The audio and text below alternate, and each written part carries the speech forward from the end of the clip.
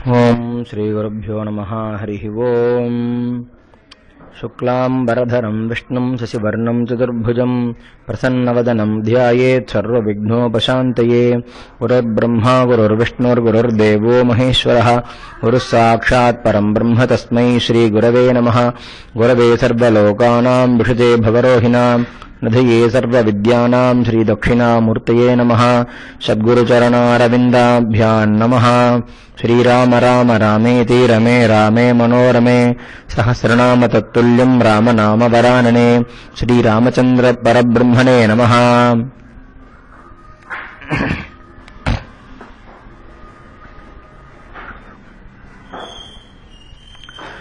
வால்மீகி ராமாயணம் கிஷ்கிந்தாகாண்டம் சர்க்கம் 31.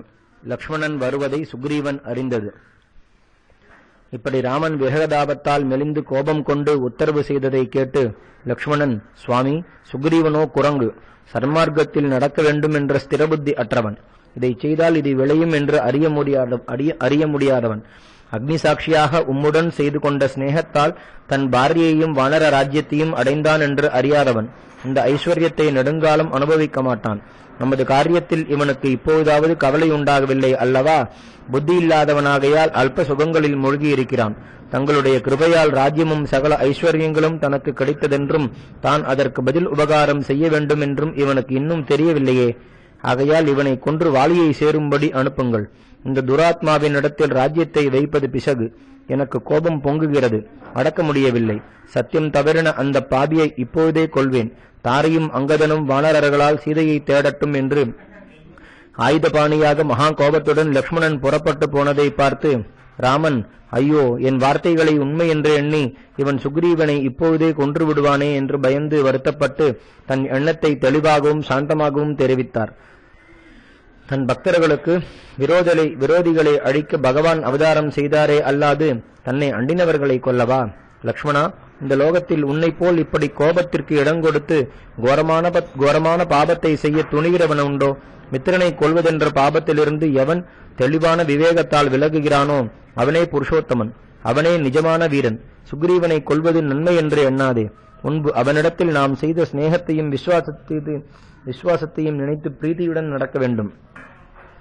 கடுமையான வார்த்தைகளை விட்டு மிருதுவாக, சுக்ரீவா, நீ குறிப்பிட்ட காலம் சென்று விட்டதல்லவா என்று சமாதானமாகச் சொல் என்று போக உத்தரவு கொடுத்தார். லக்ஷ்மணன் சொல்ல வேண்டிய விஷயங்களை நன்றாக தெரிந்து கொண்டு கிஷ்கிந்தையை நோக்கி புறப்பட்டார். மகா புத்திமான், சுபமான யோஜனையை உடையவர், அண்ணனுடைய க்ஷேமத்தையே எப்பொழுதும் கூறினவர், ராமனுடைய ஆக்ஞையை தவறாமல் நடத்துகிறவர். அவருடைய கோபத்தால் தானும் கோபமடைந்து பெரும் மலையைப் போன்ற கோதண்டத்தை கையில் பிடித்து காலாந்தகனைப் போலவும் உன்னதமான சிகரங்களுள்ள மந்திரகிரியைப் போலவும் விளங்கினார். தான் சொல்ல வேண்டிய வார்த்தைகளையும் சுக்ரீவன் சொல்லும் சமாதானத்தையும் தான் அதற்கு சொல்ல வேண்டிய பதிலையும் யோசித்துக் கொண்டே போனார்.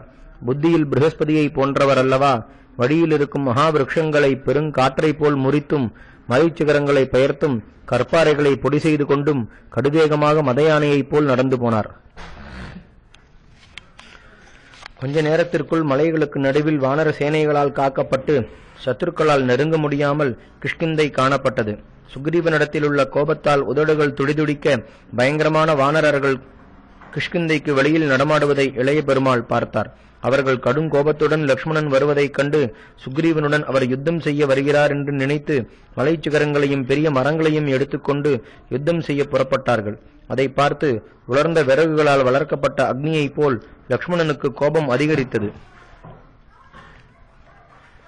காலமிருத்துவை போல் கோபத்தால் ஜொலிக்கும் அந்த மகாவீரனை பார்க்க முடியாமல் அந்த குரங்குகள் பயந்து நடுங்கி மூளைக்கு மூளை ஒளிந்து கொண்டன. சிலர் அதிவேகமாக சுக்ரீவனுடைய அரண்மனைக்கு போய் லக்ஷ்மணன் மகா கோபத்துடன் வருவதை தெரிவித்தார்கள். ஆனால் அந்த வானரராஜன் தாரையுடன் தனியில் விளையாடிக் கொண்டிருந்ததால் அவர்கள் சொன்ன வார்த்தையை கவனிக்கவில்லை.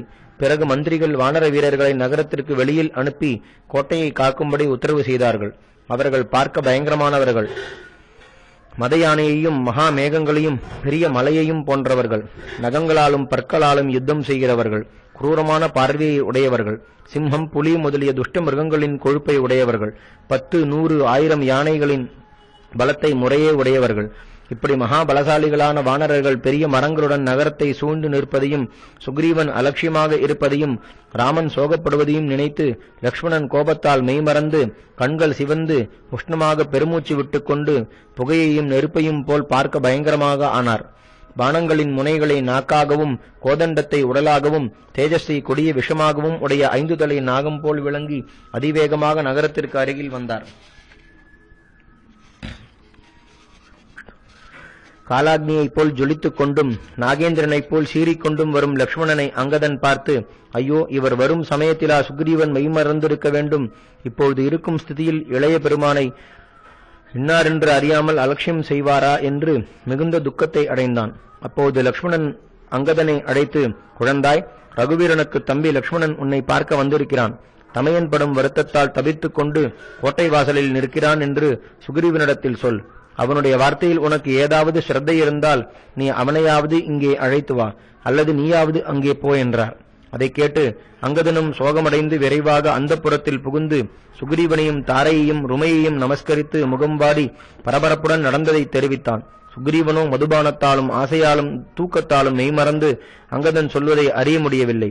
அங்கதன் சீக்கிரமாக திரும்பி வராததால் லக்ஷ்மணன் கடுங்கோபம் கொண்டு கோட்டைக்குள் நுழையப் போவதைக் கண்டு அங்குள்ள வானரர்கள் பயந்து நடுநடுங்கி நல்ல வார்த்தைகளை சொல்லி சமாதானம் செய்தார்கள். என்ன செய்வாரோ என்று சிலர் கூச்சலிட்டார்கள். இடிபோல் கர்ஜித்து பெரும் வெள்ளத்தைப் போல் வேகமாக வரும் லக்ஷ்மணனை பார்த்து சிலர் சிம்மநாதம் செய்தார்கள். அந்த பெரும் சப்தத்தால் சுக்ரீவன் விழித்துக் கொண்டு மாலைகளும் ஹாரங்களும் நழுவ மயக்கத்தால் கண்கள் சுழல படுக்கையை விட்டு மெல்ல எழுந்தான். அங்கதன் அப்பொழுது ஓடி அரசனுக்கு மிகவும் பிரியமுள்ள மந்திரிகளான பிளக்ஷன், பிரபாவன் என்றவர்களை அழைத்து வந்தான். அவர்கள் அந்தப்புரத்து ஸ்திரீகளை பார்க்கக்கூடியவர்கள், எல்லா விஷயங்களிலும் அரசனுக்கு ஹிதத்தையே உபதேசிக்கிறவர்கள். அவர்கள் உள்ளே போய் ஏதோ ஒரு விஷயத்தை பேச விரும்பி லக்ஷ்மணன் வந்திருக்கிறார் என்று சுக்ரீவனுக்கு தெரிவித்தார்கள். பிறகு தேவேந்திர போகங்களை அனுபவிக்கும் அந்த வானரராஜனை பலவிதமாக புகழ்ந்து தேற்றி ராமலக்ஷ்மணர்கள் என்ற ராஜகுமாரர்கள் தங்களுடன் சிநேகம் செய்திருக்கிறார்கள் என்பது ஞாபகத்தில் இருக்கலாமே. அவர்கள் சத்தியம் தவறாதவர்கள், மகானுபாவர்கள், இந்த பூமண்டலத்தை ஆளத் தகுந்தவர்கள். தங்களுக்கு சத்ருவான வாலியை கொன்று வானர ராஜ்யத்தை தங்களுக்கு கொடுத்தவர்கள். அவர்களில் ஒருவரான லக்ஷ்மணன் கோட்டை வாசலில் வந்திருக்கிறார். அவரைக் கண்டு பயந்து நமது வானரர்கள் கூச்சலிடுகிறார்கள்.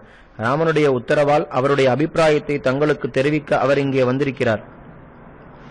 அவர் சத்துருக்களை வேறறுத்து தன் காரியத்தை முடித்துக் கொள்ளக்கூடியவர். தாரா புத்திரனான அங்கதனை தங்களிடத்திற்கு அதிவேகமாக அனுப்பினவர் அவரே.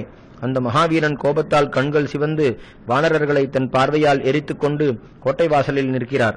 ஆகையால் தாங்கள் புத்திரமித்திர பந்துக்களுடன் உடனே அவரிடத்திற்கு போய் சாஷ்டாங்கமாக நமஸ்கரித்து அவருடைய கோபத்தை தணியுங்கள். மகாராஜா, தாங்கள் செய்த பிரதிஜையை தவறலாமா?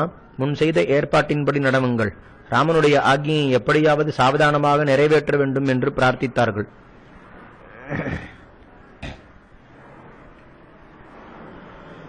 வால்மீகி ராமாயணம் கிஷ்கிந்தாகாண்டம் சர்க்கம் 32. மாருதி சுக்ரீவனுக்கு ஹிதத்தை உபதேசித்தது.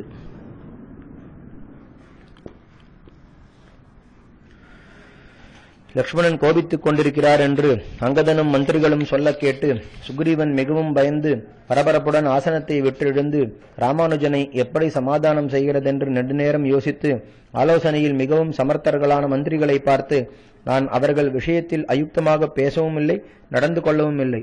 அப்படி இருக்க லக்ஷ்மணன் என்னிடத்தில் கோபம் கொள்வதற்கு காரணம் என்ன என்று கவலைப்படுகிறேன். ஒருவேளை என் சத்துருக்கள் எனக்கு கெடுதி செய்ய எண்ணி என்னிடத்தில் இல்லாத தோஷங்களை கற்பித்து லக்ஷ்மணனுக்கு கோபம் உண்டாகும்படி செய்திருக்கிறார்களோ? இந்த விஷயத்தில் நீங்கள் எல்லோரும் கிரமப்படி உங்களுடைய புத்திக்கு எட்டின வரையில் அவர் கோபிப்பதற்கு காரணத்தை அறிந்து சீக்கிரமாக சொல்ல வேண்டும். ராமனிடத்திலாவது லக்ஷ்மணனிடத்திலாவது நான் பயப்படுவதற்கு யாதொரு காரணமும் இல்லை. ஆனால் எனக்கு பரம மித்திரனான ராகவன் காரணமில்லாமல் கோபித்ததை பற்றி கவலையாயிருக்கிறது. மித்திரர்களை சம்பாதிப்பது சுலபம், பிறகு அந்த சிநேகம் அழியாமல் காப்பாற்றுவது சுலபமல்ல. மனிதர்களின் சித்தம் அடிக்கடி மாறும். அல்ப விஷயத்திலும் சிநேகம் அழியும்.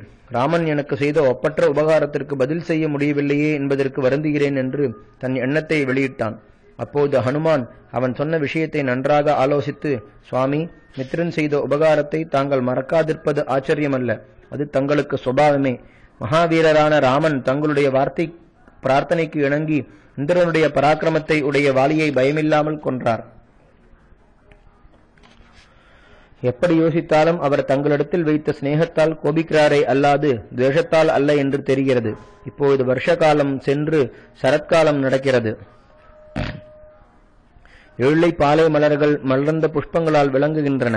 ஆகாசத்தில் மேகங்கள் மறைந்து கிரகங்களும் நட்சத்திரங்களும் தெளிவாக விளங்குகின்றன.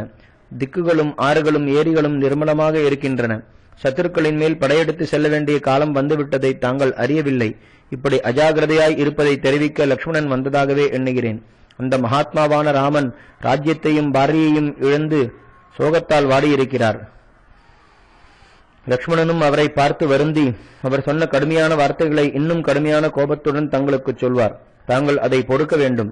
தாங்கள் ராமனுக்கு அபராதம் செய்திருக்கிறீர்கள். ராமானுஜனை கைகூப்பி பிரார்த்திப்பதை தவிர வேறு எந்த பரிகாரமும் எனக்கு தெரியவில்லை. என்னை பார்த்து இப்படி கௌரதை குறைவான ஆலோசனையை சொல்ல துணிந்தாயல்லவா என்று தாங்கள் என்னிடத்தில் கோபிக்க கூடாது. மந்திரிகள் அரசனுக்கு எப்போதும் ஹிதத்தையே உபதேசிக்க வேண்டும். ஆகையால் பயமில்லாமல் தங்களிடத்தில் இப்படி தெரிவித்தேன். ராகவன் கோபம் கொண்டு கோதண்டத்தை எடுத்து நின்றால் ஜெகம் முழுவதும் வசப்பட்டுவிடும் அல்லவா? இப்பொழுது அவரை கோபமூட்டத் தகாது. மறுபடியும் அவரை சமாதானம் செய்ய வேண்டியிருக்கும். அவர் தங்களுக்கு செய்த உபகாரத்தை மறவாமல் நன்றியுள்ள தாங்கள் அப்படி செய்வது இன்னும் அவசியம். ஆகையால் தாங்கள் புத்திரமித்திர பந்துக்களுடன் அவரை சாஷ்டாங்கமாக நமஸ்கரித்து பாரதியை பர்த்தாவுக்கு வசப்பட்டு நடப்பது போல் ராமனுக்கு செய்த பிரதிஜையை நிறைவேற்றுங்கள். மகேந்திரனுக்கு நிகரான பல பராக்கிரமமுள்ள ரகுவீரனுடைய சுபாவமான சக்தியே எல்லையற்றதென்று தங்களுடைய மனசிற்கு தெரியுமே. லக்ஷ்மணனும் அவருக்கு உதவி செய்கிறார். ஆகையால் அவர்களுடைய கட்டளையை தாங்கள் கனவிலும் மீறுவது தவறு என்று வணக்கமாக தெரிவித்தார்.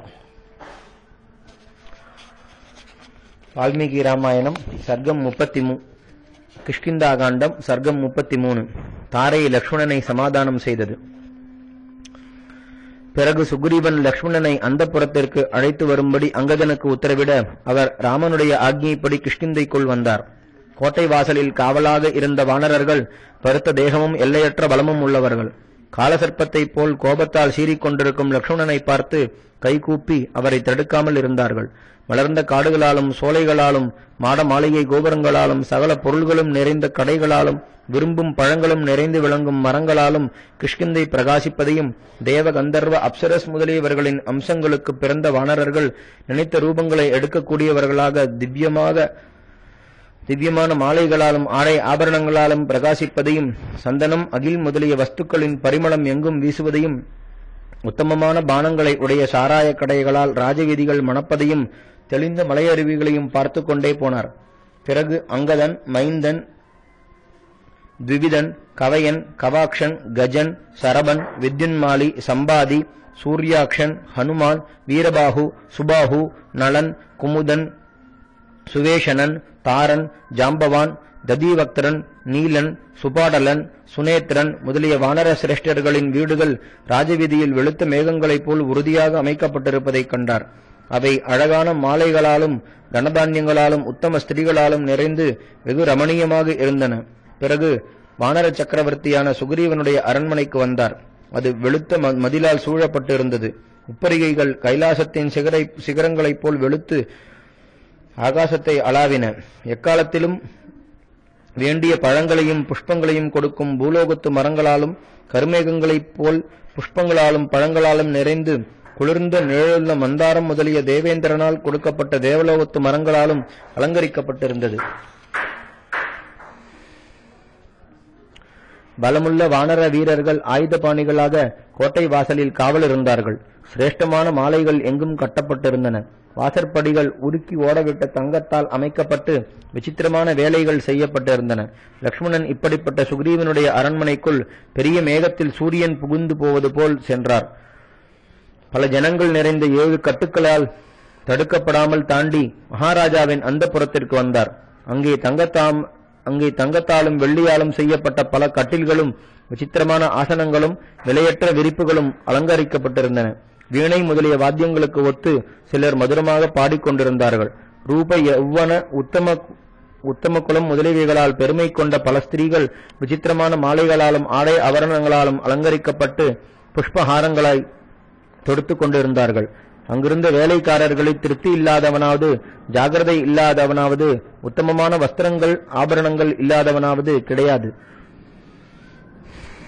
பாதச் சிலம்புகளும் அரைநூல் மாலைகளும் சப்திப்பதை கேட்டு அங்குள்ளவர்கள் ஆனந்தமாக விளையாடிக் கொண்டிருக்கிறார்கள் என்று அறிந்து லக்ஷ்மணன் வெட்கமடைந்து கோபம் கொண்டு தான் அங்கிருப்பதை சுக்ரீவனுக்கு தெரிவிக்கும்படி அந்த பெண்கள் அங்கிருந்து போகவும் திக்குகள் நடுங்கும்படி நானோசை செய்தார்.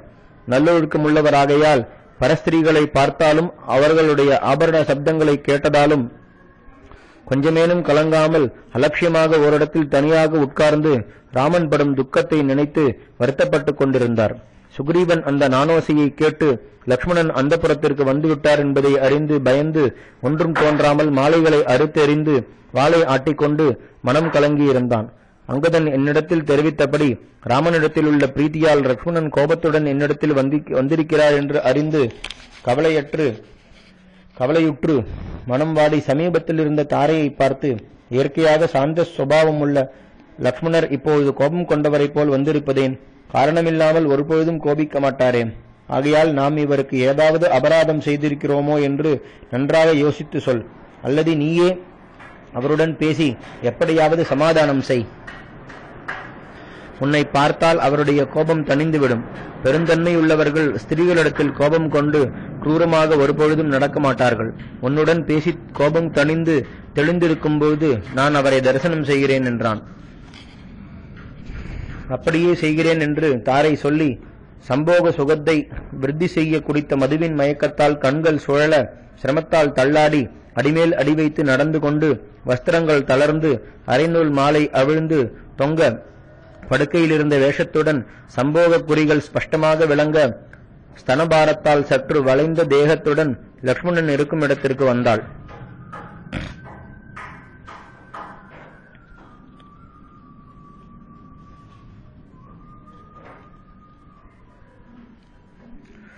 லக்ஷ்மணன் அவளை பார்த்து பரஸ்திரீ தரிசனம் தர்ம விரோதம் என்று தலை குனிந்தார். அவளுடைய அழகும் விலாசங்களும் அவருடைய மனசில் யாதொரு விகாரத்தையும் உண்டாக்கவில்லை. ஆனால் ஸ்திரீகள் இருக்கும் பொழுது கோபிப்பது உச்சிதமல்ல என்று அலட்சியமாக இருந்தார். அவருடைய கோபம் தணிந்ததென்று பார்வையால் அறிந்த தாரை மதுபானத்தால் வெட்கமற்று ஸ்நேகத்தை முன்னிட்டு தைரியமடைந்து அவரை சமாதானம் செய்தாள். ராஜகுமாரா, நீ ஏன் கோபம் கொண்டிருக்கிறாய்? எவனாவது உன் கட்டளையை மீறி நடந்தானா? உலர்ந்த விருட்சங்களால் பற்றி எரியும் காட்டுத்தீயில் எவனாவது பயமில்லாமல் போய் விழுவானா என்று மிருதுவாகவும் மதுரமாகவும் கேட்டாள். அதனால் லக்ஷ்மணன் கோபம் தணிந்து ஸ்நேகத்தை முன்னிட்டு, கணவனுடைய ஹிதத்தையே நாடும் நீ சுக்ரீவன் ஆசைக்கு அடிமையாகி தர்மத்தை விட்டு ராஜ்யகாரியங்களை மறந்து ராமனுக்கு செய்த பிரதிஜையை நினைக்கவில்லை என்று அறியாயோ? அவன் அனுபவிக்கும் ராஜ்யம் ராகவனால் கிடைத்தது. அவர் சோகத்தால் வாடியிருக்கிறார். அவனையே நம்பியிருக்கிறார் என்று அவனுக்கு கொஞ்சமேனும் ஞாபகம் இருக்கிறதா? மந்திரி மித்திர பந்து கணங்களுடன் எப்போதும் மதுபானம் செய்து மயங்கியிருக்கிறான். 4 மாதங்களான பிறகு சீதையை தேடும் விஷயத்தில் வேண்டிய முயற்சி செய்கிறேன் என்று ரகுவீரனுக்கு வாக்களித்து அந்த காலம் தாண்டிற்று என்பதை கவனியாமல் மதுபானத்திலும் ஸ்திரீகளிடத்திலும் காலம் கழிக்கிறானே. புருஷார்த்தங்களை அடைய விரும்புகிறவனுக்கு மதுபானம் முக்கிய சாதனமாக விதிக்கப்பட்டிருக்கிறதோ? அந்த உத்தம பிரயோஜனங்களை ஒரு க்ஷணத்தில் அழிக்க இது ஒன்றே போதாதோ? தனக்கு உபகாரம் செய்தவனுக்கு பதில் செய்யாமல் இருப்பது மகா அதர்மம் அல்லவா? உத்தம குணவானான மித்திரனுடைய ஸ்நேகத்தை இழப்பதால் ஐஸ்வர்யமும் அழியும். சத்தியத்திற்கு தர்மத்திற்கும் இருப்பிடமான மித்திரன் அர்த்தம் காமம் என்ற புருஷார்த்தங்களுக்கு காரணம் அல்லவா? சுக்ரீவன் மித்திரனை மறந்ததால் அவைகளை இழந்தான். இந்த நிலையில் நாங்கள் செய்ய வேண்டியதை கூர்மையான புத்தியுள்ள நீயே நன்றாக யோசித்துச் சொல் என்றார்.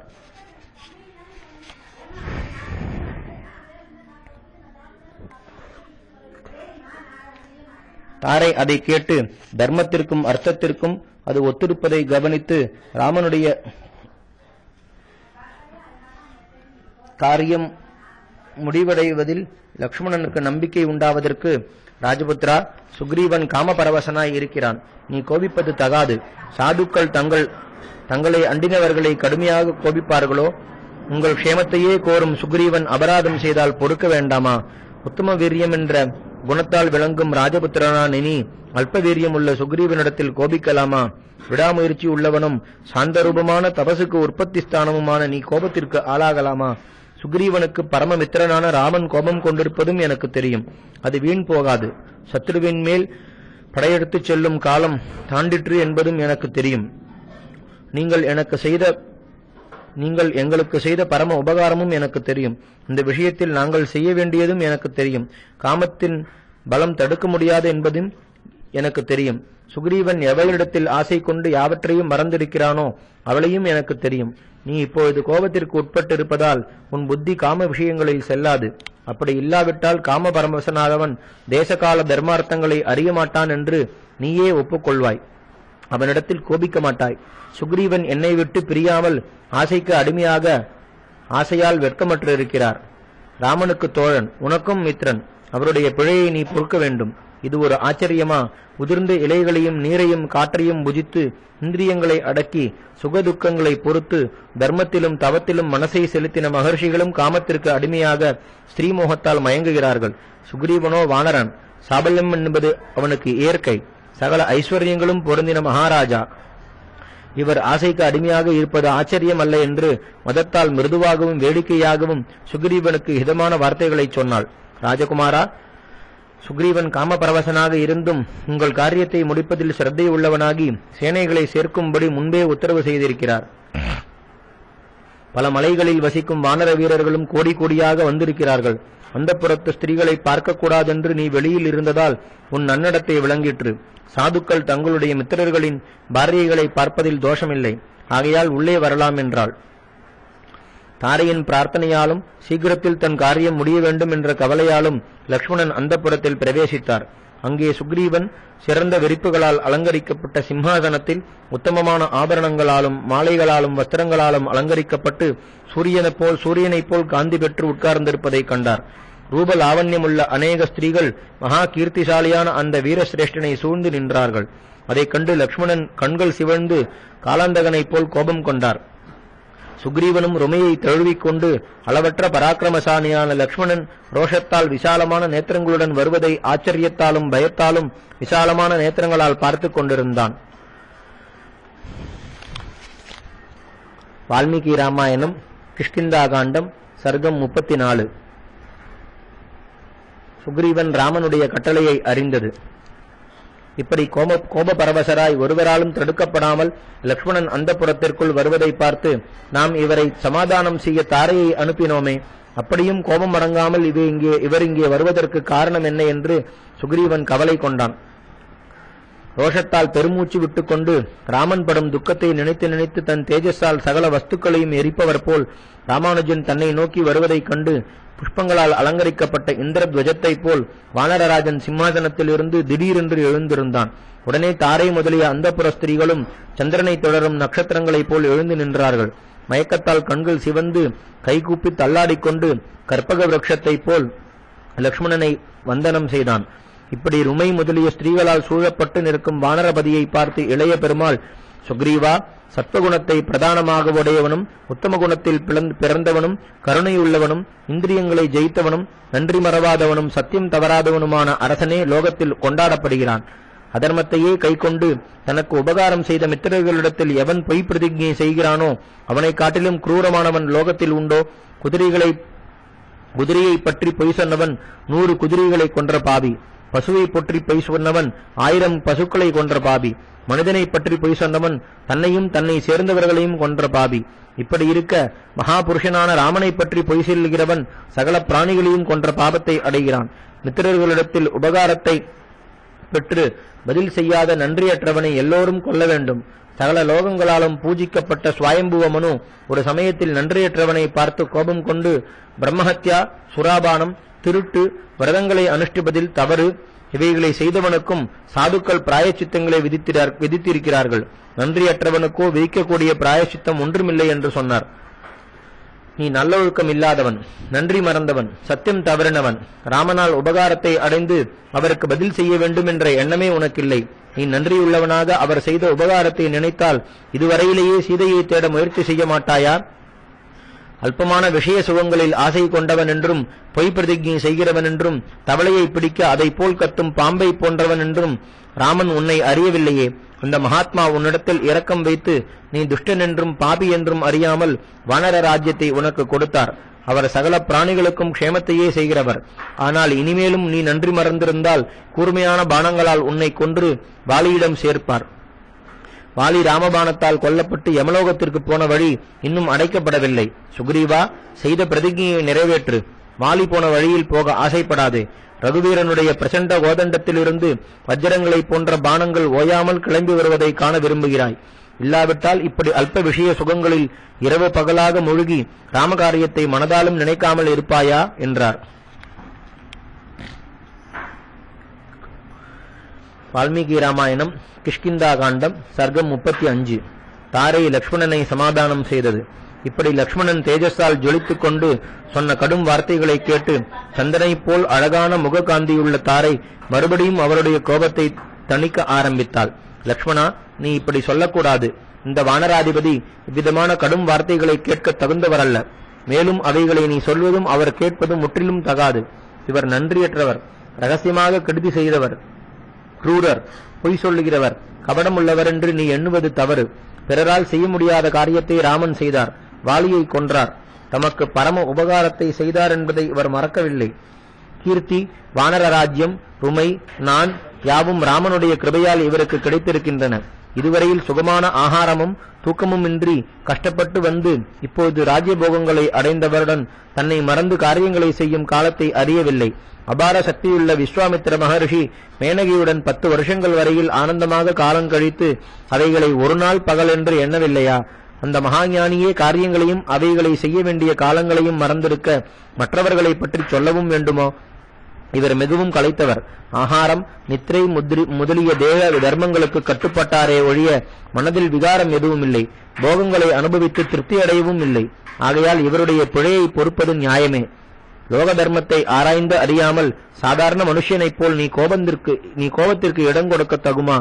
உன்னை போன்ற சாதுக்கள் விஷயங்களை பரீட்சித்து பார்க்காமல் சீக்கிரமாக கோபத்திற்கு இடம் கொடுக்க மாட்டார்கள். சுக்ரீவனுக்காக நான் உன்னை வேண்டிக் கொள்கிறேன். இந்த கடும் கோபத்தை விடு. ராமன் உத்தரவு செய்தால் ருமை, நான், வானர ராஜ்யம், தனதான்யம், ஐஸ்வர்யம் யாவற்றையும் சுக்ரீவன் விட தயாராய் இருக்கிறார் என்று எனக்கு தெரியும். சந்திரனை ரோஹிணியுடன் சேர்த்து வைப்பதைப் போல் ராவணனை கொன்று ராமனை சீதையுடன் சேர்த்து வைப்பார். இப்போதே அவனை கொல்லக்கூடாதா என்றால் லங்கையில் உள்ள ராட்சசர்களுக்கு கணக்கில்லை. காமரூபிகளும் மகா பலபராக்கிரமசாலிகளுமான அவர்களை கொல்லாமல் ராவணனை கொல்ல முடியாதே. அவனை கொல்லாமல் சீதையை கொண்டு வர முடியாது. பிறருடைய உதவியின்றி சுக்ரீவன் அந்த துஷ்டனை ஜெயிக்க முடியாது. சுக்ரீவனுடன் வாலி யுத்தம் செய்ய புறப்படும் பொழுது தசரத சக்கரவர்த்தியின் புத்திரர்களான ராமலக்ஷ்மணர்கள் சுக்ரீவனுக்கு உதவியாக வந்திருக்கிறார்கள். அந்த மகாவீரர்களால் தங்களுக்கு கெடுதி நேரும், போக வேண்டாம் என்று தடுத்தேன். அப்போது ராவணனுடைய பல பராக்கிரமத்தையும் சைன்யங்களும் வாலி எடுத்துச் சொல்லி பலகீனனான சுக்ரீவனால் ராவணனை ஜெயிக்க முடியாது, ராமன் அவருடைய உதவியை விரும்ப மாட்டார் என்றார். ராவனுடைய வரலாற்றை அவர் சொல்லி கேட்டதே ஒழிய நான் நேரில் பார்த்ததில்லை. சகல வானரர்களையும் அடைத்து வரும்படி பல நாட்களுக்கு முன்பே தூதர்கள் அனுப்பப்பட்டிருக்கிறார்கள். அவர்களின் வரவை எதிர்பார்த்துக் கொண்டிருப்பதால் ராமகாரியத்திற்காக மகாராஜா வெளியில் புறப்படவில்லை. 15 நாட்களுக்குள் எல்லோரும் வந்து சேர வேண்டும் என்று உத்தரவு செய்திருக்கிறார். அந்த கெடுதி இன்றுடன் முடிகிறது. வானரர்களும் கரடிகளும் இன்று வருவார்கள். கோபத்தை விடு. இங்குள்ள வரை ஸ்ரீகள் உன் முகம் கோபத்தால் ஜொலித்து கண்கள் சிவந்திருப்பதை பார்த்து முன்பு ராமன் வாலியை கொன்றதை நினைத்து இப்போது சுக்ரீவனுக்கும் அபாயம் நேருமோ என்று பயப்படுகிறார்கள் என்றாள். வால்மீகி ராமாயணம் கிஷ்கிந்தா காண்டம் சர்க்கம் 36. சுக்ரீவன் லக்ஷ்மணனை சமாதானம் செய்தது. தாரையின் வார்த்தைகள் வினயமாகவும் தர்மத்திற்கு ஒத்தும் இருந்தன. லக்ஷ்மணன் அதை ஆலோசித்தார். இயற்கையாகவே இரக்கமுள்ளவர். அவைகளை ஒப்புக்கொண்டார். ஒருவன் நனைந்த ஆடையை அவிழ்த்து எறிவது போல் லக்ஷ்மணனிடத்தில் உண்டான பயத்தை சுக்ரீவன் அதை கண்டு நீக்கினான். பிறகு மதுபானத்தால் உண்டான மயக்கம் தீர்ந்து மாலைகளையும் ஹாரங்களையும் அறுத்தெறிந்து ஐஸ்வர்யத்தையும் கீர்த்தியையும் வானர ராஜ்யத்தையும் முன்பு இழந்தேன். ராமனுடைய கிருபையால் இப்பொழுது மறுபடியும் அவைகளை அடைந்தேன். சகல லோகங்களிலும் கீர்த்தி பெற்ற அந்த ரகுவீரனுக்கு பதில் சொல்ல முடியாதவனாக இருக்கிறேன். அவர் என்னை பெயருக்கு மாத்திரம் உதவியாக வைத்துக் கொண்டு ராவணனை கொன்று சீதையை அழைத்து வருவார். 7 சால மரங்களையும் மலையையும் பூமியையும் ஒரே பானத்தால் தொலைத்த அந்த மகாவீரனுக்கு பிறருடைய உதவியும் வேண்டுமோ? நானோசையால் மலைகளையும் பூமியையும் நடுங்கச் செய்கிறவருக்கு பிறரால் ஆக வேண்டியதென்ன? ரகுவீரன் ராவணனை கொல்வதற்காக பரிவாரத்துடன் போகும்போது நானும் போவேன். விசுவாசத்தாலும் சிநேகத்தாலும் ஏதாவது நான் தவறியிருந்தால் சேவகனான என்னிடத்தில் கிருபை செய்து மன்னிக்க வேண்டும். லோகத்தில் அபராதமே செய்யாதவன் யார் என்று சுக்ரீவன் வினயமாகவும் சாதுரியமாகவும் தெரிவித்தான். அதை கேட்டு லக்ஷ்மணனுக்கு சந்தோஷமும் அவனிடத்தில் பிரியமும் உண்டாகி, நீ இப்படி வணக்கமாகவும் விசுவாசத்துடனும் இருக்கிறபடியால் ரகுநாதனுக்கு எவ்விடத்திலும் உதவிக்கு குறைவில்லை. நேர்மை, நன்னடத்தை, பராக்கிரமம் இவைகளால் வானர ராஜ்யத்தை அடைந்து உத்தம சுகங்களை அனுபவிக்க நீ தகுந்தவன். உன் சகாயத்தால் ராகவன் சகல சத்துருக்களையும் நாசம் செய்து விசேஷ கீர்த்தியை அடைவார். மனுஷர்களின் செயல்களையும் அதற்கு தகுந்தபடி நடக்க வேண்டிய தர்மத்தையும் நீ நன்றாக அறிந்தவன். யுத்தத்தில் பின்வாங்காதவன். நீ இப்படி சொல்லத் தகும். தங்களிடத்தில் தோஷத்தை ஏற்படுத்தியவர்களை நாசம் செய்யும் திறமையுள்ளவர்கள் தங்களுடைய தோஷங்களை மறைப்பார்களாய் ஒழிய வெளிப்படுத்த மாட்டார்கள். நீயோ எல்லையற்ற சக்தியுள்ளவனாக இருந்தும் உன் தோஷத்தை ஒப்புக்கொண்டு அதை மன்னிக்கும்படி என்னை வேண்டுகிறாய். உன்னையும் என் அண்ணனையும் தவிர இவ்விதமானவர்கள் வேறுண்டோ? பலத்தாலும் பராக்கிரமத்தாலும் ராமனுக்கு தகுந்த மித்திரனாக நீ ஏற்பட்டது தெய்வ சங்கல்பத்தால் அல்லவா? ஆனால் நீ என்னுடன் ரிஷிமுக பர்வதத்திற்கு வந்து பாரியையை விட்டு பிரிந்து வருந்தும் ராமச்சந்திரனை தேற்று. சோகம் மேலிட்டு அவர் சொன்ன வார்த்தைகளை கேட்டு நான் கோபபரவசனாக கடும் வார்த்தைகளை சொன்னேன். அதை மன்னிக்க வேண்டும் என்றார்.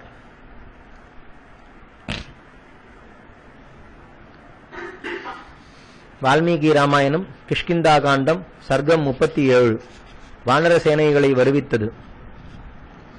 அதை கேட்ட அந்த வானரேஸ்வரன் பக்கத்தில் நின்ற ஆஞ்சநேயரை பார்த்து, மகேந்திரம், ஹிமாலயம், விந்தியம், கைலாசம், மந்திரம் முதலிய பர்வத சிகரங்களிலும் மேற்கு சமுத்திர கரையில் பாலசூரியர்களைப் போல் பிரகாசிக்கும் பர்வதங்களிலும் கிழக்கில் உதய பர்வதத்திலும் அடர்ந்த காடுகளிலும் அஞ்சன பர்வதத்தையும் மேகத்தையும் யானைகளையும் போன்ற ரூபங்களுடன் அஞ்சனகிரியிலும் மணச்சிலை குகைகளிலும் மேரு, தூம்ரகிரி, மகாருணம் என்ற பர்வதங்களிலும் அழகான வனங்களிலும் முனிகளின் ஆசிரமங்களிலும் வசிப்பவர்களையும் இன்னும் இந்த பூமியில் உள்ள சகல வானரங்களையும் சமாதானம் முதலிய உபாயங்களால் இப்போதே அழைத்து வர வேண்டும். இதற்கு முன்பே அவர்களை அழைப்பதற்கு அனுப்பின தூதர்களை அனுப்பு. காமபோகங்களில் மயங்கி தாமசிப்பவர்களை சீக்கிரம் என்னிடத்தில் கொண்டு வா. என் கட்டளையின்படி 10 தினங்களுக்குள் இங்கே வந்து சேராதவர்களை ராஜ ஆக்ஞையை மீறின குற்றத்திற்காக உடனே கொன்றுவிட வேண்டியது. ஆகையால் இங்கிருந்து வானரர்கள் கோடிக்கணக்காக கிளம்பி ஆகாச மார்க்கமாக இந்த பூமி முழுவதிலும் சஞ்சரித்து சகல வானரர்களையும் இப்போதே அழைத்து வரட்டும் என்று ஆக்ஞாபித்தான். ஹனுமானும் அப்படியே செய்ய அந்த வானர வீரர்களும் ஆகாச மார்க்கமாக வாயுவேக மனோவேகமாக சென்று சமுத்திரங்களிலும் பர்வதங்களிலும் வனங்களிலும் ஏரிகளிலும் உள்ள வானரர்களை ராமகாரியத்திற்காக சீக்கிரமாக அழைத்து வந்தார்கள். சுக்ரீவனுடைய ஆக்ஞையை யமதண்டனைக்கு சமமாக நினைத்து சகல வானரர்களும் பயந்து அதிவேகமாக வந்து சேர்ந்தார்கள். அவர்களில் அஞ்சனகிரியில் மை மலைகளைப் போல சஞ்சரிப்பவர்கள் 3 கோடி, ஹஸ்தகிரியில் வசிக்கும் தங்க நிறமுள்ளவர்கள் 10 கோடி, கைலாச பர்வதத்தில் சிம்மத்தின் பிடரி மயிர் போன்ற தேககாந்தியுடன் சஞ்சரிப்பவர்கள் அநேகமாயிரம் கோடிகள், இமயமலை தாழ்வரைகளில் காய் கிழங்கு பழங்களை தின்று கொண்டு வசிப்பவர்கள் அநேகம் கோடிகள், அங்காரகனைப் போல் பயங்கரமான ரூபத்தையும் குரூர கிருத்தியங்களையும் உடையவர்களாய் விந்திய பர்வதத்திலிருந்து வந்தவர்கள் அநேகம் கோடிகள், க்ஷீரசமுத்திரத்தின் கரையில் உள்ள பச்சிலை காடுகளில் வசித்துக் கொண்டு தேங்காய்களை புஜிப்பவர்களுக்கோ கணக்கில்லை. இப்படி வனங்களிலிருந்தும் குகைகளிலிருந்தும் ஆறுகளிலிருந்தும் மகா வேகத்துடன் வானரசேனை ஆகாசத்தை மறைத்துக் கொண்டு வந்து சேர்ந்தது. அப்போது முன்பு நீலனால் அனுப்பப்பட்ட தூதர்கள் இமயமலைக்கு வந்து அங்கே ஒரு பெரிய மரத்தை கண்டார்கள். முன்னொரு காலத்தில் சகல தேவதைகளும் மகிழும்படி அங்கே ஒரு மகேஸ்வர யஜ்யம் நடந்தது. அதில் சிந்தின ஹோம திரவியங்களால் உண்டான வேர்களும் பழங்களும் அமிர்தத்தை போன்ற ருசியுடன் 1 மாச காலம் வரையில் பசி, தாகம், இளைப்பு, தூக்கம் முதலியவைகள் இல்லாமல் செய்யும். வானர தூதர்கள் அவைகளை புஜித்து அங்குள்ள அபூர்வ மருந்துகளையும் வேர்களையும் பழங்களையும் புஷ்பங்களையும் சுக்ரீவனுக்கு காணிக்கையாக கொண்டு வந்தார்கள். பூமியில் உள்ள சகல வானரர்களையும் வெகு சீக்கிரமாக வந்து சேரும்படி எச்சரித்து அவர்கள் முன்பே தூதர்கள் சுக்ரீவனிடத்தில் வந்து காணிக்கைகளை சமர்ப்பித்து வணங்கி, சுவாமி, பூமியில் உள்ள எல்லா மலைகளுக்கும் சமுத்திரங்களுக்கும் காடுகளுக்கும் போய் மகாராஜாவின் உத்தரவை அங்குள்ள வானரர்களுக்கு தெரிவித்தோம். அவர்கள் அதிவேகமாக வந்து கொண்டிருக்கிறார்கள் என்று சொன்னார்கள். அதை கேட்டு சுக்ரீவன் மனம் மகிழ்ந்து அவர்கள் கொண்டு வந்த பொருள்களை பெற்றுக் கொண்டான்.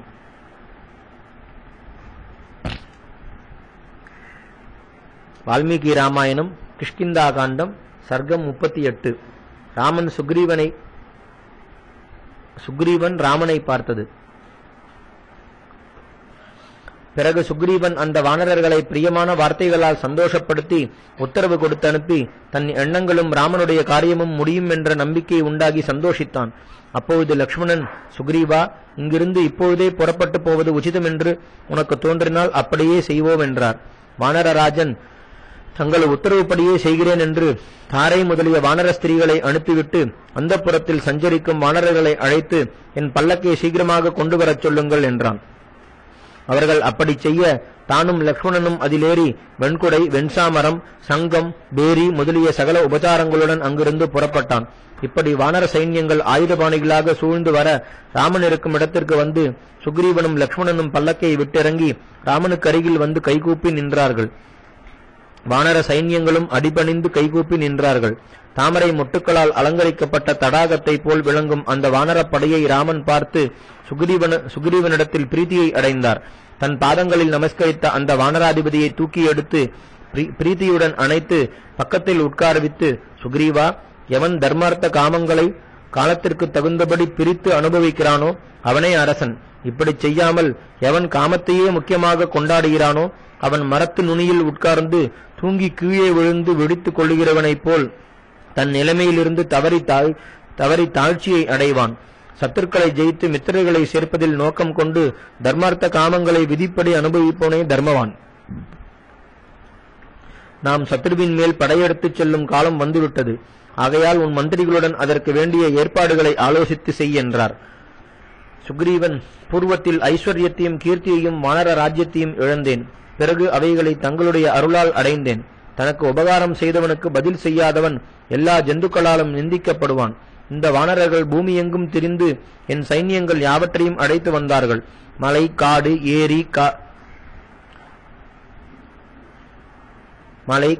ஏரி, ஆறு, கடல் முதலியவைகளிலிருந்து குரங்குகளும் கரடிகளும் தலைவர்களுடன் வந்து கொண்டிருக்கிறார்கள். 100, 1000, 10000, லட்சம், 10 லட்சம், கோடி, அற்புதம், பிருந்தம், கர்வம், நிகர்வம், மகாகர்வம், சரோஜம், சங்கு, சமுத்திரம், அந்தம், மத்தியம், பரார்த்தம் என்று ஒன்றுக்கொன்று 10 மடங்கு அதிகமுடைய கணக்கிற்கும் எட்டாதவர்கள். மேரு, மந்திரம் முதலிய மலைகளை போன்ற தேகமுடையவர்கள். இந்திரனுக்கு சமமான பராக்கிரமம் உடையவர்கள்.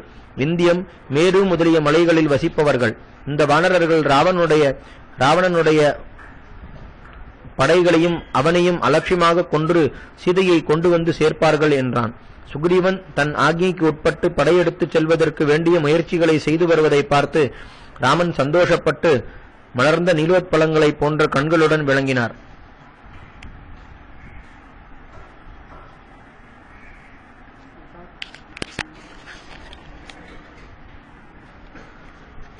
வால்மீகி ராமாயணம், கிஷ்கிந்தா காண்டம், சர்க்கம் 39. வானர சைன்யம். இப்படி சொன்ன சுக்ரீவனை ராமன் பிரியத்துடன் அணைத்து, இந்திரன் மழை பெய்யச் செய்வதும், சூரியன் இருட்டை போக்குவதும், சந்திரன் கிரணங்களால் பிராணிகளை சந்தோஷப்படுத்துவதும் ஆச்சரியமா? உன்னை போன்ற சாது மித்திரர்களுக்கு பதிலுபகாரம் செய்வதும் ஆச்சரியமில்லை. நீ எப்போதும் பிரியமாக பேசுகிறவன் என்று அறிவேன். உன் உதவியால் சத்துருக்கள் அனைவரையும் ஜெயிப்பேன். நீயே எனக்கு நண்பன், நீயே எனக்கு தோழன், நீயே எனக்கு உதவி செய்ய வேண்டியவன். முன்பு புலோமன் என்ற அசுரனுடைய பெண்ணான பௌலோமியை அனுஹ்லாதன் என்ற தைத்தியனும் இந்திரனும் மனம் புரிய விரும்பினார்கள். அனுஹ்லாதன் அவளை வஞ்சகமாக எடுத்து போகும்படி புலோமன் சம்மதித்தான். அதைக் கண்டு இந்திரன் அந்த துரோகியை கொன்று அவளை மீட்டு வந்து மனைவியாக கொண்டான். அப்படி ராவணனும் சீதையை எடுத்து போனான். உன் உதவியால் அவனை கொல்வது நிச்சயம். புலோமன் இந்திரனால் அடைந்த கதியை இவனும் என் பானங்களால் அடையட்டும் என்று சொல்லிக் கொண்டிருக்கையில் உக்ரமாக ஜொலித்துக் கொண்டிருந்த சூரியனுடைய கிரணங்களை மறைத்துக் கொண்டு ஆகாசத்தில் புழுதி கிளம்பிற்று. உக்ரமாக ஜொலித்துக் கொண்டிருந்த சூரியனுடைய கிரணங்களை மறைத்துக் கொண்டு ஆகாசத்தில் புழுதி கிளம்பிற்று. திக்குகள் தெரியவில்லை. காடுகளும் மலைகளும் பூமியும் நடுங்கின. பிறகு வானர வீரர்கள் பெரிய மலைகளை போன்ற ரூபத்துடன் கூர்மையான பற்களையே ஆயுதங்களாக கொண்டு எண்ணீர் கடங்காமல் வந்து பூமி மறையும்படி நின்றார்கள். கண்மூடி திறப்பதற்குள் வானர சேனை தலைவர்கள் பல கோடி வானரர்களால் சூழப்பட்டு வந்து நின்றார்கள். சிலர் நதிகளிலும், சிலர் மலைகளிலும், சிலர் கடல்களிலும், சிலர் காடுகளிலும் வசிப்பவர்கள். சிலர் பாலசூரியனை போன்றவர்கள், சிலர் சந்திரனை ஒத்தவர்கள், சிலர் தாமரை தாதுக்களுக்கு சமானர்கள், சிலர் வெண்மை வர்ணமுள்ளவர்கள், சிலர் மேருமலையில் வசிப்பவர்கள். அவர்களுக்குள் சதபலி என்ற சேனாதிபதி 14,000 கோடி, தாரையின் தகப்பனான சுஷேனன் பல 14,000 கோடி, ருமையின் பிதாவான தாரன் 1000 கோடி. தாமரை தாதுவை போன்ற தேகத்தையும் பாலசூரியனை போன்ற முகத்தையும் உடையவனும் எல்லா வானரர்களுக்கும் மேலானவனுமான கேசரி 10,000. கவாக்ஷன் 1000 கோடி வானரர்களுடனும், தூம்ரன் 2000 கோடி கரடிகளுடனும், பனசன் 3 கோடி பயங்கரமான குரங்குகளுடனும், நீலன் 10 கோடி சைன்யங்களுடனும், தங்கமலையை போன்ற கவையன் 5 கோடி சேனைகளுடனும், திரிமுகன்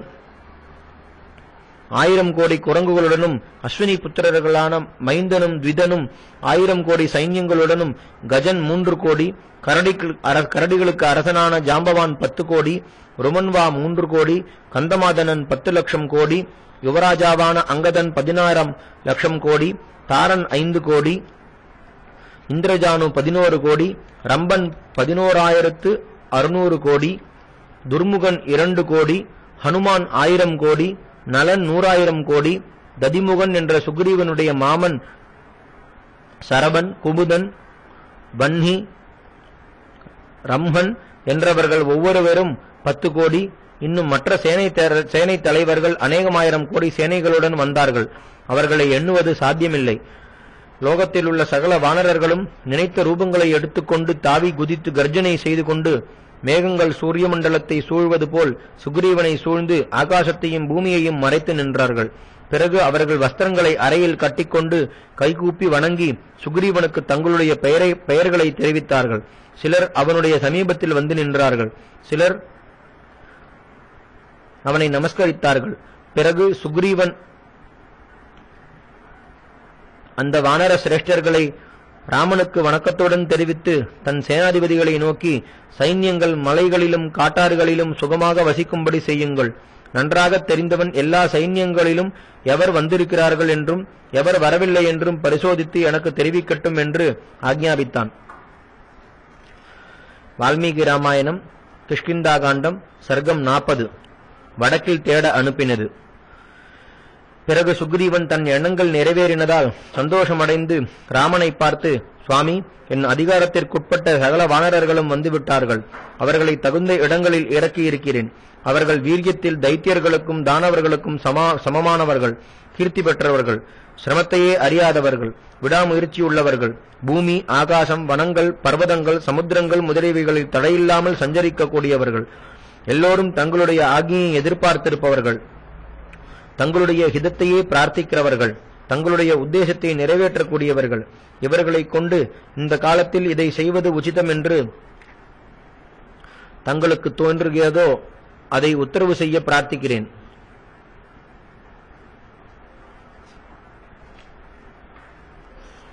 இன்னது செய்ய வேண்டியதென்று எனக்கு தெரியும். ஆனால் இவர்கள் எல்லோரும் தங்களைச் சேர்ந்தவர்கள், தங்களுடைய ஆக்ஞைக்கு கட்டுப்பட்டவர்கள். எங்களுக்கெல்லாம் பிரபுவான தாங்களே உத்தரவு செய்ய வேண்டும் என்றான்.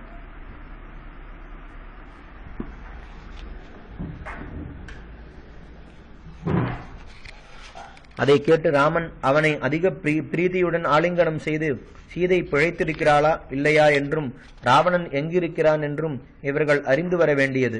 பிறகு நாம் இருவரும் ஆலோசித்து மேலே நடக்க வேண்டிய காரியங்களை செய்வோம். இந்த விஷயத்தில் நானாவது லக்ஷ்மணனாவது யாதொன்றையும் கட்டளையிட முடியாது. இந்த காரியம் முன்னாலேயே நடக்க வேண்டியது. நீயே இதற்கு தலைவன், நீயே வானரர்களுக்கு பிரபு. இந்த விஷயத்தில் செய்ய வேண்டியதை நீயே கட்டளையிடு. அது உனக்கே நன்றாக தெரியும். நீ எனக்கு தோழன், பெரியோர்களால் நன்றாக பழக்கப்பட்டவன், பராக்கிரமசாலி, புத்திமான், காலதேசங்களை அறிந்தவன், எங்களுடைய க்ஷேமத்தை கோரினவன், இதுவரையில் அநேக முக்கிய காரியங்களை செய்து முடித்தவன். புருஷார்த்தங்களை உன்னை போல் அறிந்தவர்கள் ஒருவரும் இல்லை என்றார். பிறகு சுக்ரீவன் வினதன் என்ற சேனாதிபதியை அழைத்து, சந்திர சூரியர்களுடைய அம்சமான வானரர்களுடன் நீ கிழக்கு திக்கில் தேட வேண்டும். காலதேசங்களுக்கு தகுந்தபடி நடந்து கொண்டு அங்குள்ள பர்வதங்களிலும் வனங்களிலும் நதிகளிலும் சீதையையும் ராவணன் இருக்குமிடத்தையும் தேடி கண்டுபிடியுங்கள். பாகீரதி, சரையு, கௌசிகி, காளிந்தி, யமுனா என்ற நதிகளிலும், யாமுனம் என்ற மலையிலும், சரஸ்வதி, சிந்து, சோனா என்ற நதிகளிலும், மஹி, காலமகி, பிரம்மபாலம், பிரம்மமாலம், விதேகம், மாலவம், காசி, கோசலம், மாகதம், புன்றம், வங்கம் முதலிய தேசங்களிலும் கோச்சக்காரர்கள் என்ற அரசர்களின் பட்டணத்திலும் வெள்ளி உண்டாகும் தேசங்களிலும் தேட வேண்டியது. பிறகு கிழக்கு சமுத்திரத்தை சேர்ந்து அதிலுள்ள மலைகளிலும் பட்டணங்களிலும் மந்திர பர்வதத்தின் சிகரங்களிலும் தேடுங்கள். அவ்விடங்களில் காதில்லாதவர்களும் உதட்டிலே காதை உடையவர்களும் இரும்பை போல் கருத்து கெட்டியான முகத்தை உடையவர்களும் ஒற்றை காலுடன் அதிவேகமாக செல்லுகிறவர்களும் பலசாலிகளும் அழியாத வம்சத்தை உடையவர்களும் நரமாம்சத்தை புஜிக்கிறவர்களுமான கிராதர்களும் தங்க நிறமுள்ள அழகான தேகங்களையும் காதில் நீண்ட மயிர்களை உடையவர்களாய் மீனை பச்சையாக புஜிக்கும் தீபங்களில் வசிக்கும் கிராதகர்களும் புலியின் முகத்தையும் மனுஷ்ய சரீரத்தையும் உடையவர்களாய் ஜலத்தில் சஞ்சரிக்கும் கோரமான ஜந்துக்களும் அங்கே உண்டு.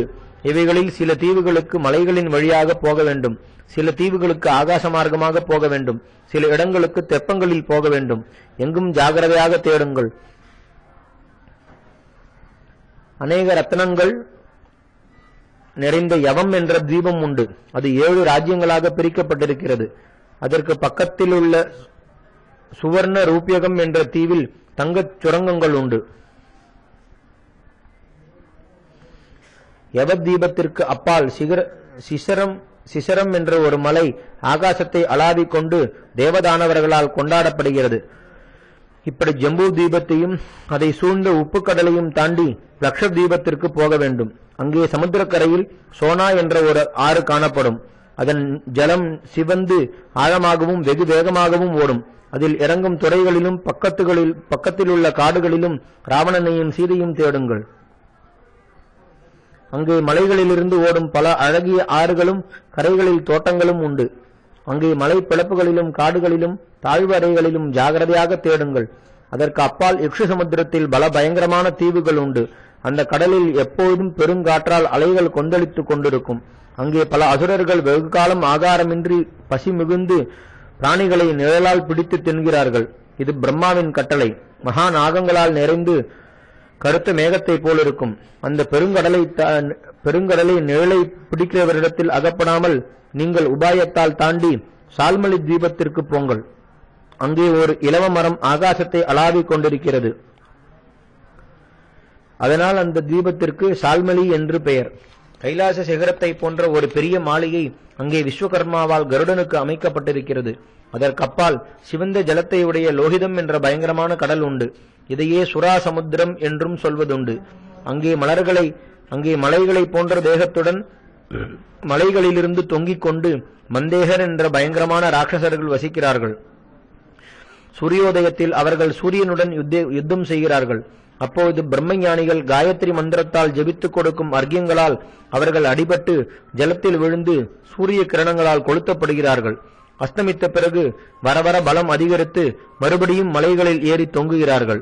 பிறகு நைசமுத்திரத்தையும் குஷத்வீபத்தையும் தயிர் சமுத்திரத்தையும் கிரௌஞ்ச தீபத்தையும் ஜாக்கிரதையாக தேடி அப்பால் வெளுத்த மேகத்தை போன்ற பார்க்கடலை காண்பீர்கள். அதில் முத்துமாலைகளை போன்ற அலைகள் பெரும் சப்தத்துடன் ஒருவரையும் போக ஒட்டாது. அதன் நடுவில் ரிஷபம் என்ற ஒரு மலை திவ்ய பரிமளங்களாலும் வெள்ளியை போன்ற புஷ்பங்களாலும் விளங்குகிறது. அதில் சுதர்சனம் என்று ஓர் ஏரி தங்க தாதுக்களுள்ள வெள்ளி தாமரைகளுடன் காணப்படும். தேவ யக்ஷ கிண்ணர சாரண கணங்கள் அப்சரசுகளுடன் விளையாட வருவார்கள். அதற்கு அப்பாலுள்ள புஷ்கர தீபத்தை தாண்டி சுத்த ஜல சமுத்திரத்தை காண்பீர்கள். அங்கே ஔர்வ மகரிஷியின் கோரமான தேஜஸ் குதிரை முகத்துடன் விளங்குகிறது. அந்த படவா முகாக்னியால் பிரளயத்தில் சகல ஜலமும் எரிக்கப்படுகிறது. அந்த சமுத்திரத்தில் உள்ள ஜந்துக்கள் மகாபலமுள்ளவைகளானாலும் அந்த அக்னியை கண்டு பயந்து கூச்சலிடுகின்றன. அந்த சமுத்திரத்திற்கு அக்கறையில் 13 யோஜனைகளுக்கு அப்பால் சாதரூப சிலம் என்ற தங்க மலை உண்டு. அதன் மேல் இந்த பூமியை தாங்கும் அனந்தன் என்ற மகாநாகம் 1000 தலைகளுடன் காணப்படுவார். அவர் சந்திரனை போன்ற தேக காந்தியையும் தாமரையை போன்ற நேத்தனங்களையும் உடையவராய் நீல வஸ்திரத்தால் அலங்கரிக்கப்பட்டு விளங்குகிறார். சகல பிராணிகளும் அந்த ஆதிசேஷ பகவானை கொண்டாடுகிறார்கள். அந்த மலையின் உச்சியில் அவருடைய தங்க பனை மரக்கொடி 3 கிளைகளுடன் அழகிய மேடையில் பிரகாசிக்கிறது. அது கீழ்த்திசைக்கு எல்லையாக தேவதைகளால் ஏற்படுத்தப்பட்டது. அதற்கப்பால் தங்கமயமான உதயகிரி காணப்படும். அதன் சிகரம் 100 யோஜனை உயரமுள்ளதாக அழகிய மேடைகளுடன் சூரியனைப் போல் பிரகாசித்துக் கொண்டு அநேக தங்க மரங்களால் அலங்கரிக்கப்பட்டு தங்கமயமாக விளங்குகிறது. அங்கே 1 யோஜனை அகலமும் 10 யோஜனை உயரமும் உள்ள சௌமனசம் என்ற தங்கச் சிகரம் ஒன்று. முன்பு மகாவிஷ்ணு திரிவிக்ரம அவதாரம் எடுத்தபோது பூமிக்கு கிழக்கு எல்லையாக இந்த சிகரத்தில் 1 அடியையும் மேற்கு எல்லையாக சாவர்ணி மேரு என்ற மலைச்சிகரத்தில் 1 அடியையும் வைத்தார். சூரியன் ஒவ்வொரு நாளும் ஜம்பூ தீபத்திற்கு வடபுறத்தை சுற்றி வரும்பொழுது சௌமனசம் என்ற சிகரத்தில் தங்கி அப்போது மேருவிற்கு தெற்கில் உள்ளவர்களால் காணப்படுகிறார். அங்கே வைகானசர் என்றும் வாலகில்யர் என்றும் சில மகர்ஷிகள் சூரியகாந்தியுடன் எப்போதும் தபஸ் செய்து கொண்டிருக்கிறார்கள். உதயகிரியின் பக்கத்தில் சுதர்சனம் என்ற தீபம் உண்டு. எவனுடைய தேஜஸால் சகல பிராணிகளுக்கும் பதார்த்தங்களை பார்க்கும் சக்தி உண்டாகிறதோ அந்த சூரியனுடைய தேஜஸ் இந்த தீபத்தில் விசேஷமாக பிரகாசிக்கிறது. அங்குள்ள மலைகளிலும் வனங்களிலும் காடுகளிலும் குகைகளிலும் ஆறுகளிலும் ராவணனையும் சீதையையும் தேடுங்கள். சூரிய கிரணமும் உதயகிரியின் காந்தியும் சேர்ந்து கிழக்கில் சிவப்பாக தோன்றுகிறபடியால் காலை சந்தியை என்று சொல்லப்படுகிறது. இந்த உதயகிரி பூமிக்கும் பிரபஞ்சத்திற்கும் துவாரமாகவும் சூரியனுடைய சஞ்சாரத்திற்கு ஆரம்பஸ்தானமாகவும் பிரம்மாவால் முன்பு ஏற்படுத்தப்பட்டிருக்கிறபடியால் கிழக்கு திசை என்று பெயர் உண்டாயிற்று. இதுவரையிலும் சொல்லி வந்த இடங்களில் ஒவ்வொன்றிலும் ராவணனையும் சீதையையும் வெகு ஜாகிரதையாக தேடுங்கள். வானரர்கள் செல்லக்கூடிய எல்லை இதுவே. இதற்கப்பால் தேவதைகள் சஞ்சரிக்கும் இடம் ஆரம்பிக்கிறது. அங்கே சூரிய சந்திரர்களின் பிரகாசம் இல்லை. கிராமம், நகரம், தேசம் என்ற பிரிவுகளின்றி ஒரே இருட்டால் மூடப்பட்டிருக்கும். அதை பற்றி எனக்கு ஒன்றும் தெரியாது. நீங்கள் உதயகிரி வரையில் போய் சீதையையும் ராவணன் இருக்கும் இடத்தையும் தேடி கண்டுபிடித்து 1 மாசத்திற்குள் இங்கே வந்து சேர வேண்டும். தவறினால் விசாரணை இல்லாமல் கொன்று விடுவேன். இந்திரனுக்கு பிரியமான திசையில் நான் சொன்ன இடங்களிலும் மற்றவைகளிலும் நன்றாக தேடி காரியத்தை முடித்துக் கொண்டு வாருங்கள். பிறகு நீங்கள் உள்ளவரையில் சகல சுகங்களையும் அனுபவிக்கலாம் என்று கட்டளையிட்டான்.